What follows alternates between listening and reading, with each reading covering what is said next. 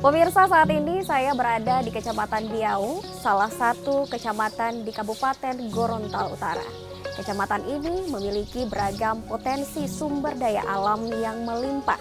Pemerintah dan masyarakat perlu bersinergi untuk mengembangkannya.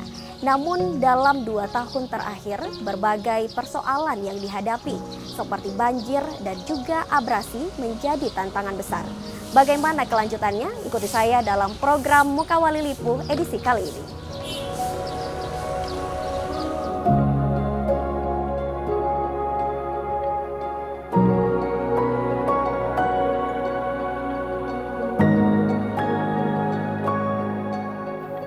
Kecamatan Biau terletak di Kabupaten Gorontalo Utara, Provinsi Gorontalo. Wilayah ini membentang seluas 111 km persegi. Sebuah kawasan dengan 10 desa dan 30 dusun yang dihuni oleh lebih dari 6.000 jiwa. Kecamatan Biau dikenal sebagai lumbung pertanian. Hamparan sawah dan kebun yang hijau terbentang luas menjadi sumber kehidupan bagi masyarakatnya.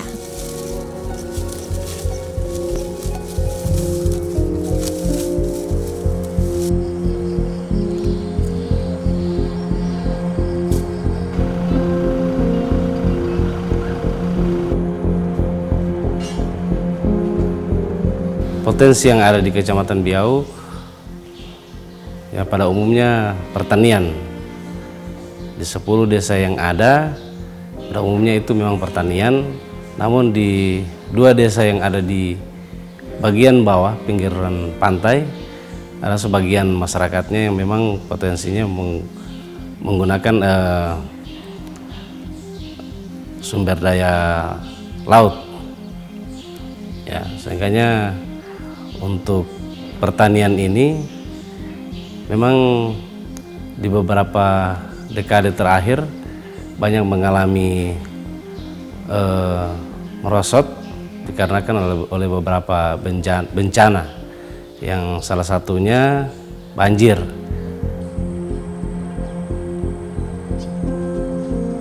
Namun kekayaan alam itu bersembunyi di balik bayang-bayang persoalan yang tak pernah benar-benar selesai. Salah satunya masalah banjir. Setiap musim hujan tiba, warga Dusun Puade, Desa Didingga hidup dalam kecemasan yang sama.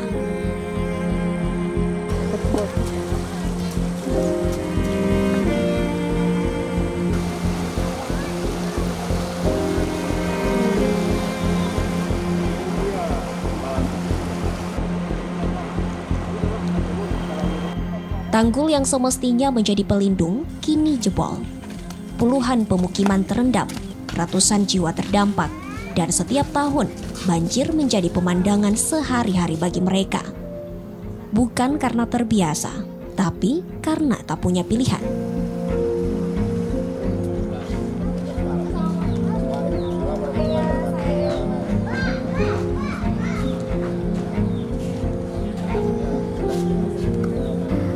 Pak, dengan terjadinya banjir kemarin di dusun ini, sebenarnya ini disebabkan oleh apa, Pak? Jadi mengakibatkan banjir bandang yang naik ke rumah warga itu, jebolnya beroncong yang di sini. Awalnya hanya tanggul, beroncong masih ada. Tanggul, saya sudah berupaya supaya suruh mendatangkan alat mungkin agak terlambat sedikit, sehingganya ujung beroncong itu tergantung dihantam oleh banjir yang begitu besar airnya sehingga dia langsung jebol di sini. Berpindah sungai sudah. Baik, dan pemerintah saat ini upayanya seperti apa, Ayah? Upayanya alhamdulillah sudah ada alat berat. Alat yang digunakan untuk penanggulangan pembuatan tanggul. Tanggul beroncong. yang di sini untuk penanggulangan sementara dulu karena menunggu anggaran yang dari kementerian seperti itu. Sehingga kemarin musyawarah masyarakat diluruskan ini sungai. Oke, nanti jadi arahnya ini jadi lurus begini ya, Ayah ya, Lurus, tidak tanggul berbelok seperti seperti sudah ini. tidak berbelok lagi. Kalau berbelok dia nantinya hanya 2-3 tahun jebol lagi. Oke.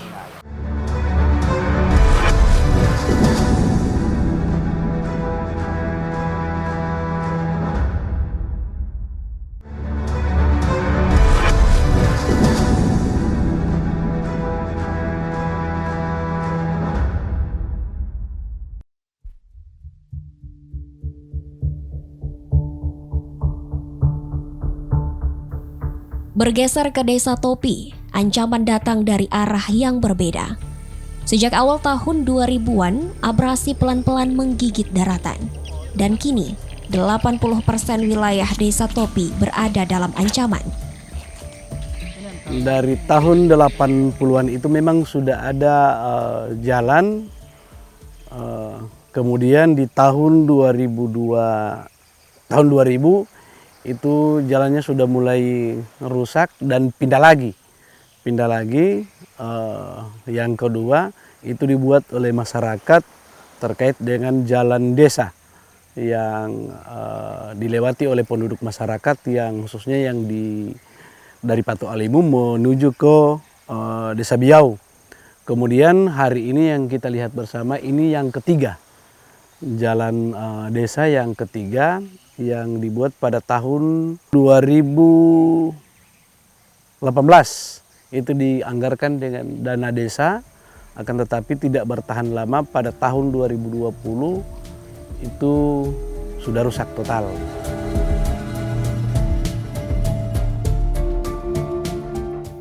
Tanggul yang sempat dibangun sepanjang 500 meter pada tahun 2007 hanya bertahan 1 tahun. Banjir rob dan gelombang laut menghantam tanpa ampun. Dalam waktu 1 tahun, tanggul pun rusak, harapan yang sempat tumbuh runtuh kembali. Kini rumah-rumah warga roboh dan jalanan rusak, yang tersisa hanyalah jalan tanah sempit berbatu yang menjadi satu-satunya penghubung warga dengan desa lainnya. Dampaknya abrasi ini tuh warga kita yang ada di Desa Topi ini kurang lebih 16 kakak yang sudah termasuk korban dengan abrasi. Dan di Windu karena itu terjadi, saya sudah lupa tahun berapa itu ya, waktu Oma apa itu hanyut dengan rumahnya 1 kali. Cuma alhamdulillah pada saat itu warga banyak yang membantu beliau pada saat itu, sehingganya Oma itu terselamatkan dengan bagus. Cuman rumah sekalian dengan barang-barangnya itu ludes semua dibawa oleh Oma.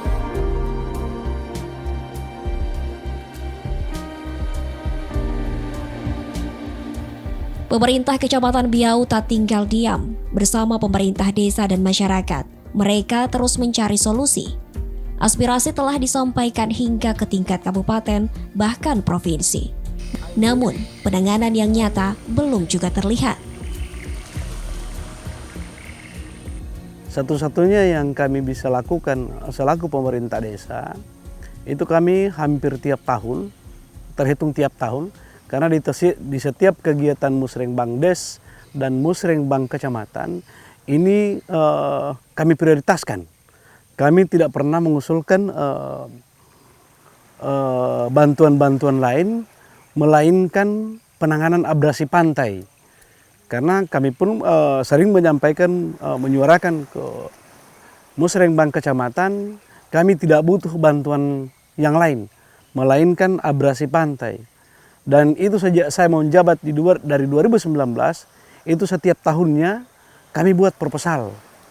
Akan tetapi kemarin kami pun walaupun hanya sekedar baru diukur, kami sudah bersyukur karena kemarin setelah kami memasukkan proposal 2024 kemarin, itu proposalnya diantar langsung oleh Pak Camat sampai ke provinsi, sampai ke Balai Sungai, dan 2 minggu setelah beliau kembali dari provinsi, tim pengukur dari Balai Sungai itu sudah turun dan sudah melakukan pengukuran. Jadi kami tinggal menunggu prosesnya kapan, itu kami pun belum ada informasi terkait dengan pelaksanaan pekerjaannya.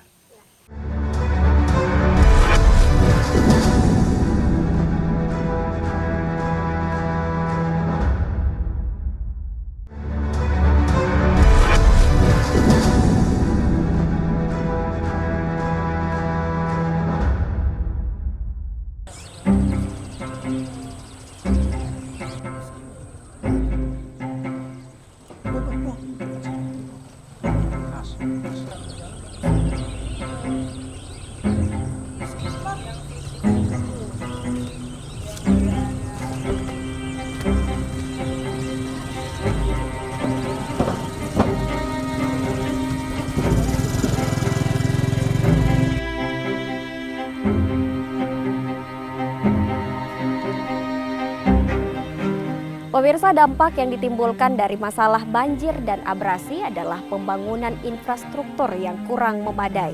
Salah satu desa yang terkena dampaknya adalah Desa Potanga, menjadikan desa ini menjadi desa yang tertinggal.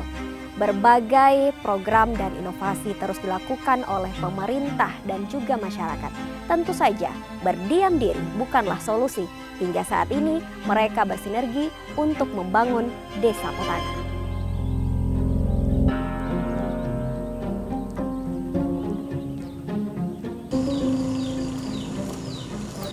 Infrastruktur yang belum memadai menjadi salah satu indikasi terbesar sebuah desa dinyatakan desa tertinggal.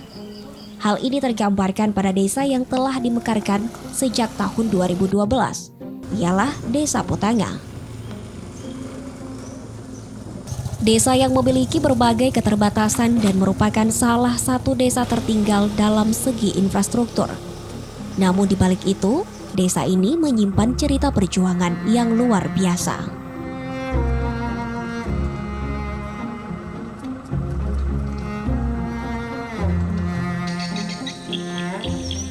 Desa yang dikelilingi perbukitan hijau memiliki banyak potensi kekayaan sumber daya alam di bidang pertanian. Sebagian besar warganya adalah petani jagung dan cabai, menggantungkan hidup dari tanah yang mereka olah setiap hari. Pagi-pagi buta, para petani telah melangkah ke ladang berpacu dengan waktu, berharap hasil panen kali ini bisa lebih baik dari sebelumnya. Namun harapan itu kerap patah oleh harga jual yang anjlok di pasar, membuat hasil jerih payah mereka tak sebanding. Bagi warga Potanga, bertani bukan soal untung besar, melainkan cara bertahan hidup.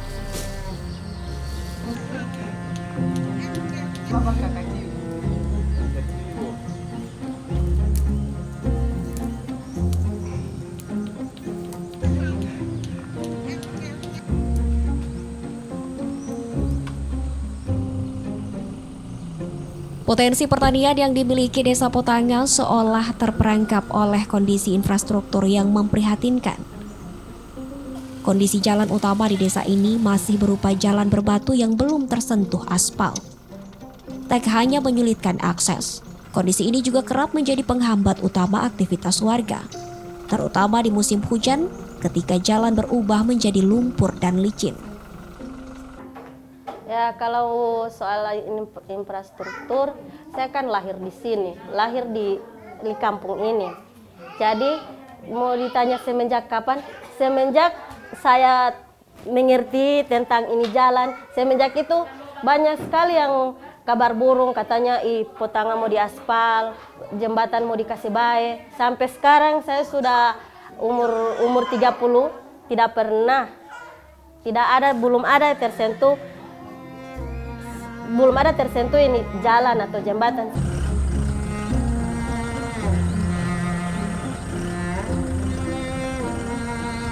Yang lebih mengkhawatirkan adalah kondisi jembatan penghubung antara Desa Potanga dengan dua desa lainnya.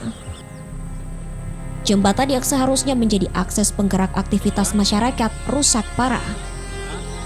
Material yang lapuk dan struktur yang nyaris roboh menjadi ancaman bagi pengendara dan pejalan kaki yang melintas. Tak jarang, kerusakan ini tak hanya menyulitkan mobilitas, tetapi juga melumpuhkan aktivitas ekonomi. Hasil panen sulit dipasarkan keluar desa. Beberapa warga sulit keluar masuk wilayah ini, membuat Potanga benar-benar terisolasi di tengah negeri sendiri. Itu menjadi kendala terbesar kami. Salah satunya ini jalan, jembatan penghubung yang kita bisa lalui dari kampung sebelah, berhubungkan kampung kita ini kampung penghujung, kampung ujung. Jadi akses yang kita lalui dari kecamatan menuju kampung kita itu sangat-sangat sulit. Salah satunya kita melalui jembatan 5 yang dari Biau atau dari kecamatan, kita melalui jembatan 5 yang tidak ada satupun yang bagus kita lalui. Kadang setiap kita lewat ada papan jatuh lah, ada yang mobil yang lewat yang jatuh di situ. Jadi itu menjadi kendala kita selama ini di Desa Potanga ini.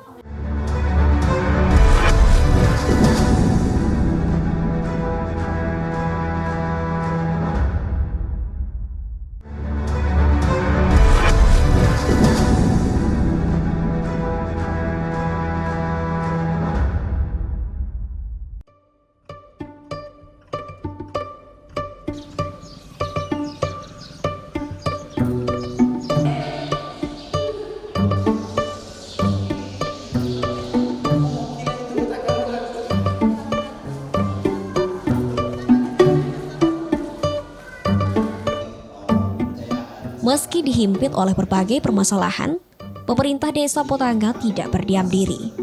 Di bawah kepemimpinan Marwan Rahim sebagai kepala desa yang menjabat 2 tahun terakhir, ia hadir bukan hanya sebagai pemimpin, tapi sebagai putra asli Desa Potanga yang tahu betul persoalan di kampung halamannya.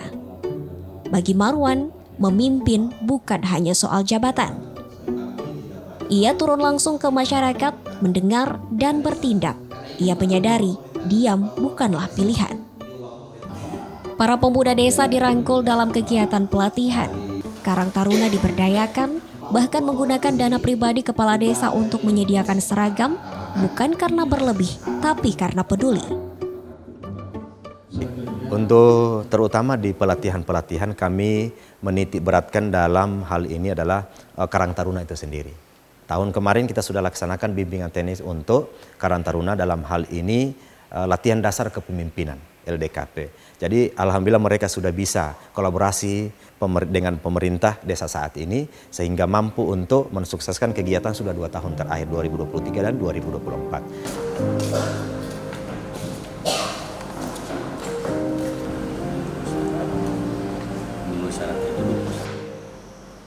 Program pelayanan publik ditingkatkan, berbagai inovasi mulai digagas, dari peningkatan pelayanan administrasi desa, pembinaan aparatur, hingga pengembangan kapasitas sumber daya manusia.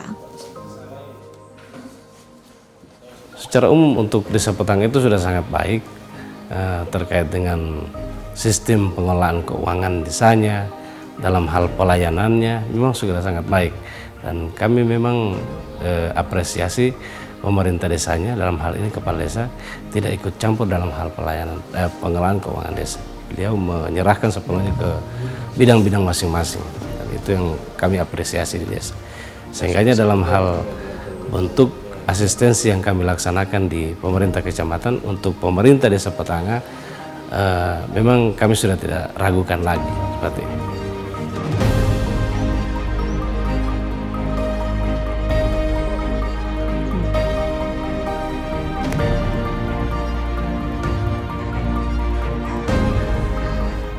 Pendidikan pun jadi prioritas. Marwan memahami bahwa pendidikan adalah jalan keluar dari keterbelakangan. Oleh karena itu, desa ini menginisiasi program Satu Dusun Satu Sarjana, sebuah mimpi besar agar setiap generasi di tiap dusun bisa mengecap pendidikan tinggi. Berdasarkan kepada ketuhanan yang Maha Esa, kemanusiaan yang adil dan beradab, persatuan Indonesia, dan kerakyatan yang dipimpin oleh hikmat kebijaksanaan dalam pemusatan perwakilan.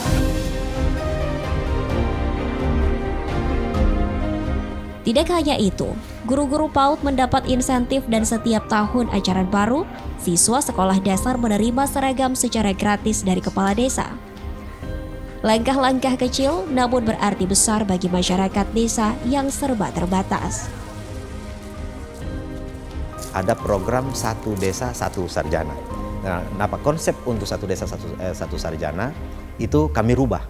Kami sebarkan di setiap dusun supaya terlahir, karena di Desa Potanga ada 3 dusun, maka kami berarti dalam satu kali kelulusan 4 tahun terakhir ada 3 sarjana yang lahir dari Desa Potanga, karena konsepnya satu sarjana satu dusun, seperti itu.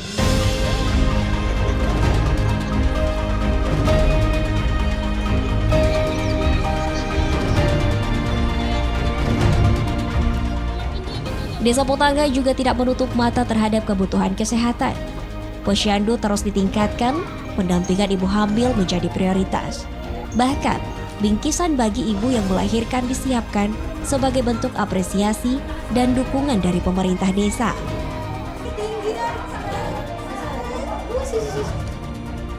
Pada tahun 2025, angka stunting di desa ini berhasil dituntaskan berkat pemberian makanan tambahan selama 90 hari berturut-turut yang terus didampingi secara intensif. Konsepnya yang kami berikan kepada kenapa sampai stuntingnya tuntas seperti 100%, karena di awal yang kami lakukan adalah pendampingan pemberian makanan tambahan 90 hari berturut-turut. Kemudian di sisi lain 90 hari berturut-turut itu kami juga memberikan pemberian makanan tambahan di setiap posyandu per tanggal 6 bulan berjalan setiap bulannya.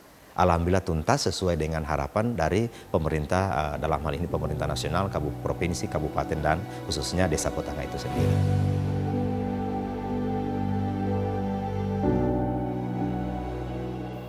Kepedulian Marwan tidak hanya sebatas kata. Beliau mendedikasikan diri kepada warga yang membutuhkan pertolongan medis. Sebisa mungkin, warga selalu mendapatkan pendampingan langsung dari kepala desa dengan secara sukarela membawa warga yang sakit ke layanan kesehatan.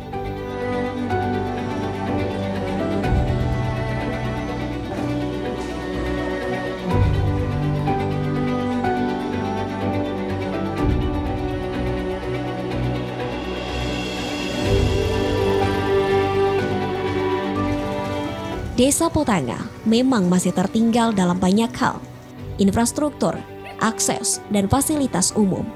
Namun semangat warganya, dukungan pemerintah desanya, dan keberanian untuk bermimpi membuat Potanga lebih layak disebut sebagai desa berjuang. Potanga adalah gambaran bahwa membangun desa bukan hanya soal anggaran besar dan proyek megah, tapi tentang tekad, kerjasama, dan kehadiran pemerintah yang benar-benar menyentuh kebutuhan warganya.